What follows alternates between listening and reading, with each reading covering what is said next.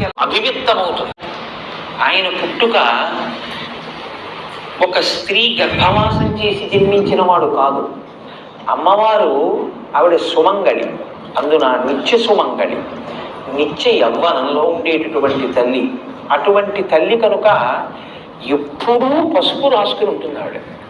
ఎప్పుడూ పసుపు రాసుకుని ఉండేటటువంటి అమ్మవారు ఒకానొక రోజున తన ఒంటి మీద ఉన్న పసుపు నలిచింది. నలిచి ముద్ద చేసి ప్రాణప్రతిష్ఠ చేసింది.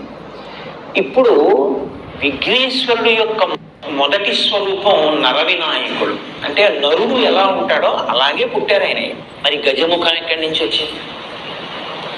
పరమశివుడు నరముఖాన్ని తొలగించాడు, గజముఖాన్ని పెట్టాడు. మనకి వినాయక వ్రత కల్పన కథలో ఏం చెప్తారంటే, ఏదో పరమేశ్వరుడు ఎక్కడికో వెళ్ళాడు, ఇంటికి వచ్చాడు, పార్వతీదేవి లోపల బయట కాపుగా పెట్టింది, నువ్వెవరివన్నాడు, నేను కాపలా ఉన్నాను లోపలికి వెళ్ళొద్దని ఆయన అన్నాడు, వీళ్ళిద్దరికీ దెబ్బలాట వచ్చింది, యుద్ధం జరిగి త్రిశూలంతో తలకై తీసేశాడు అంటారు. పార్వతీదేవి ఏడిచింది, అందుకని తీసుకొచ్చి గజముఖాన్ని పెట్టాడు. అలాగ కథల్ని మీరు అలాగే చెప్పేస్తే పిల్లలకి వాళ్ళకి ఏమవుతుందంటే ఏదో భక్తికి నమస్కారం చేస్తారు కానీ వాళ్ళకి అనుమానం ఉండిపోతుంది. మీరేమో మంత్రపుష్పంలో ఈశాన సర్వ విద్యానాం ఈశ్వర సర్వభూతానాం బ్రహ్మాధిపతి బ్రహ్మణోధిపతి బ్రహ్మ శివో మే అస్తు సదాశివో అని సమస్త విద్యలకు ఆలవాలం పరమశివుడని చెప్పి తన ఇంటి ముందు తన భార్య ఒంటి మీదున్న పసుపు తీసి ముద్ద చేసి ప్రాణప్రతిష్ఠ చేసి సృజించిన స్వరూపం తన కుమారుడే ఎదురుగుండా ఉన్నవాడని తెలుసుకోలేనటువంటి వాడు పరమశివుడే. దెబ్బలాట పెట్టుకుని పిల్లాడి తలకాయ తీసేస్తాడా? ఏమిటన్నా కథ?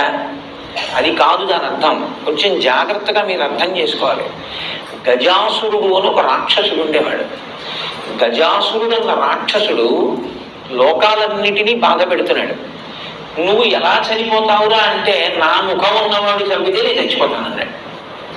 కాబట్టి ఇప్పుడు ఏనుగు ముఖంతో పిల్లవాడు రావాలి. కాబట్టి పరమశివుడు ఏమనుకున్నాడంటే, అమ్మవారి ఒంటి మీద ఉన్న పసుపుతో తయారు చేయబడిన వాడు కాబట్టి సాక్షాత్ శక్తి సంపన్నుడు. ఇటువంటి పిల్లవాడికి ఏనుగు ముఖం ఉంచితే గజాసుర సంహారం జరుగుతుంది. అందుకని ఆయన ఆ తలకాయని తొలగించి ఉత్తరాభిముఖంగా అమంగళకరంగా తల పెట్టుకుని నిద్రపోతున్న ఏనుగు ఎక్కడైనా ఉంటే దాని తల తెంచి తీసుకురామన్నాడు. అది కైలాస పర్వత సానువుల్లో పడుకునుంది ఒక ఏనుగలాగా. దాని తల కోసి తీసుకొచ్చారు. అప్పుడు ఆ తల ఈ పిల్లవాడికి పెట్టి ప్రాణప్రతిష్ఠ చేశారు.